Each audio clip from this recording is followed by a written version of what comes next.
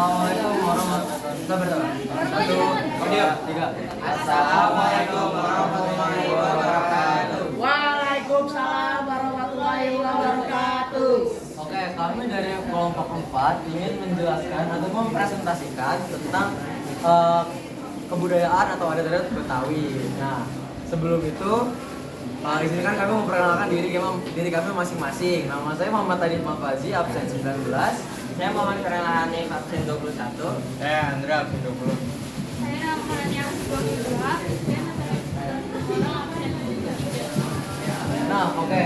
Kami di sini mengambil 3 tema, yaitu tema pertama yang ada di infografis ini berupa makanan tradisional berupa kue ape, lalu ada tari turun Betawi, dan di sini ada rumah adat Betawi. Sebelumnya kami mohon maaf kepada Bapak Guru atau Ibu Guru yang sedang menonton kalau perimpinannya tidak sesuai yang diperintahkan karena ada beberapa accident atau kecelakaan di mana salah satu kelompok kami tidak sesuai.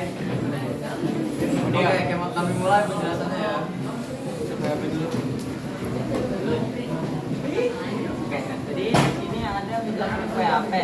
Kue ape atau serabi Jakarta merupakan jajanan khas dari Jakarta yang memiliki bentuk menyerupai pancake. Kue yang biasanya dijajankan di jalan atau di depan sekolah ini dibuat dari tepung terigu yang dicampur dengan susu. Saat ini kue ape dijual dengan berbagai variasi warna dan campuran di atasnya, bisa dengan keju atau mesu. Sejarah kue ape. Sejarah kue ape rupanya juga cukup menarik, khususnya di momen pembelian nama kue yang satu ini.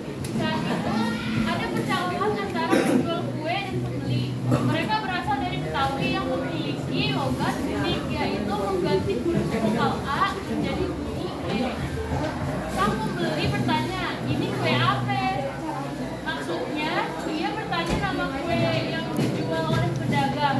Rupanya, sang pedagang menjawab pertanyaan tersebut dengan kalimat, iya, kue ape. Sejak saat itulah, kue yang satu ini disebut dan dikenal dengan kue ape. Ciri khasnya, jajanan yang satu ini memiliki warna hijau dengan bentuk adanya tonjolan di bagian tengah dan pinggiran yang tipis biasanya. Ya, alat, bahan, dan cara membuatnya. Bahan A. Pertama 100 gram tepung beras, 2 50 gram tepung terigu, 3 50 gram gula pasir, dan 1 SDT gram. Bahan B.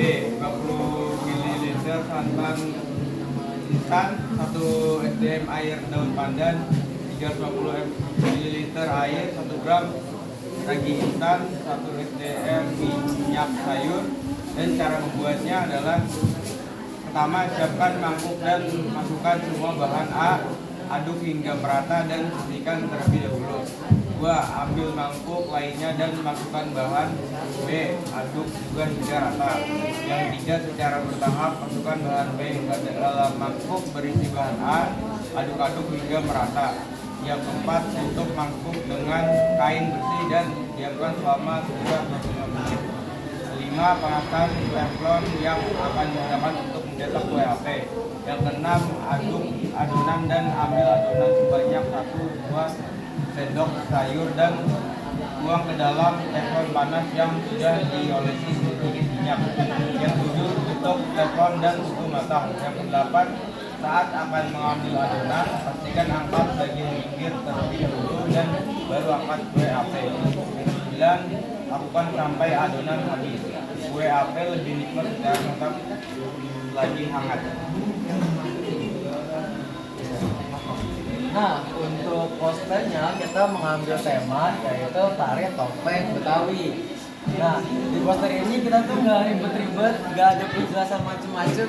Jadi kita cuma mau menyampaikan bahwa ayo kita lestariin tari topeng Betawi ini. Jadi kita kayak ngajak untuk melestarikan dan mempelajari tari topeng ini dengan tentunya desain gambar yang menarik buat saya. Nah,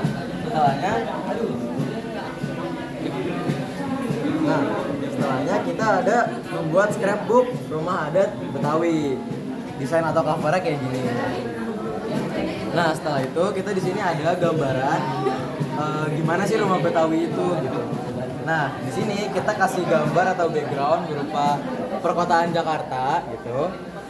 Dan ada nama kelompok kita kelompok 4. Nah, dan di sini kita ada filosofinya nih. Kenapa nih kita pakai daun-daun ini? Karena menurut yang saya baca dan saya tonton di hari pertama atau hari kedua sih. Nah, di situ ada video yang menjelaskan bahwa rumah Betawi itu identik dengan warna hijau, melambangkan lingkungannya yang hijau dan banyak tumbuh-tumbuhan. Gitu. Asri guys. Nah, selanjutnya di lembar berikutnya ada nama-nama kelompok kita dan ada materi. Ini cuma baca. Dua.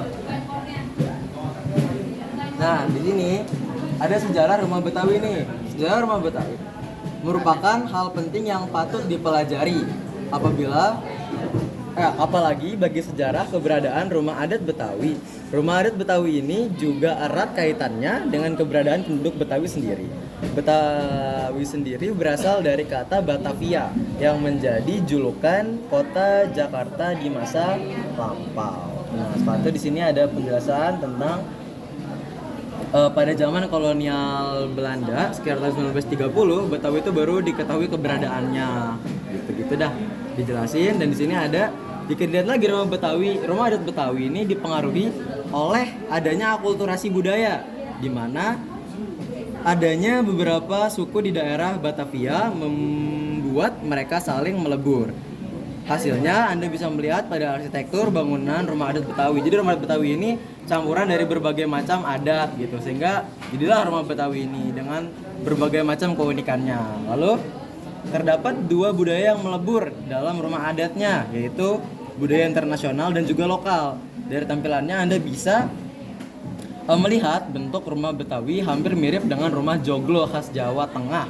Lalu Anda juga akan melihat beberapa ciri rumah panggung Sunda di sana. Melihat beberapa ciri rumah panggung Sunda di sana, kemudian budaya internasional juga turut terlibat dalam rumah adat Betawi gitu. Contohnya kayak ornamen dan hiasan-hiasan yang ada di sana gitu. Itu diambil dari budaya Cina, Eropa gitu dan Arab. Nah, selanjutnya dijelaskan ada oleh jenis rumah Betawi. Pertama tuh ada rumah kebaya. Kebaya mungkin lebih dikenal sebagai pakaian adat tradisional. Ya, barangkali nama rumah kebaya memang belum cukup dikenal masyarakat luas. Padahal rumah jenis ini sudah diakui secara resmi sebagai rumah adat Betawi. Nah, berikut contoh rumah adat. Selanjutnya ada rumah gudang. Rumah adat Betawi yang kedua adalah rumah gudang. Biasanya rumah jenis ini akan banyak ditemukan di pedalaman. Seperti yang sudah dijelaskan, beberapa jenis rumah terbentuk berdasarkan lokasi dan budaya di sekitarnya. Jadi, aturan yang hanya memperbolehkan masyarakat di daerah pedalaman saja yang bisa membangun rumah gudang ini. Adapun bentuk rumah gudang yaitu memanjang layaknya sebuah persegi panjang. Atapnya memiliki struktur pelana, di atas dilengkapi dengan ornamen jurai dan perisai. Lalu struktur kudanya dipakai untuk struktur atap pada rumah gudang. Nah, selanjutnya ada rumah panggung. Rumah adat selanjutnya yaitu rumah panggung. Rumah ini mirip dengan rumah si pitung. Adapun bangunan ini biasanya ada di daerah pesisir pantai. Rumah panggung yang tinggi ini telah disesuaikan dengan daerah pesisir. Jadi apabila ada pasang air laut, rumah masih aman dan tidak terendam air. Dan terakhir ada rumah joglo. Selain dikenal sebagai rumah adat Jawa, rumah joglo juga dikenal sebagai rumah adat Betawi. Meski begitu, keduanya tentu tetap memiliki perbedaan. Apabila rumah joglo Jawa Tengah memiliki atap seperti trapesium, rumah joglo Betawi memiliki atap seperti perahu yang terbalik. Lalu, jika joglo Jawa dikenal dengan adanya penyangga atau sokong, maka tidak demikian dengan joglo Betawi. Nah, baik guys. Nah, kira-kira sekian dulu penjelasan yang bisa disampaikan oleh kelompok kami. Kurang lebihnya mohon maaf juga nih apabila ada kata-kata atau penjelasan kami yang kurang jelas, dan mohon maaf kalau perbedaan salah. Nah, kiranya sekian dulu yang bisa kami sampaikan. Mohon maaf apabila ada kata-kata yang menyinggung perasaan teman-teman atau bapak ibu guru sekalian. Terima kasih. 1, 2, 3. Wassalamualaikum warahmatullahi wabarakatuh.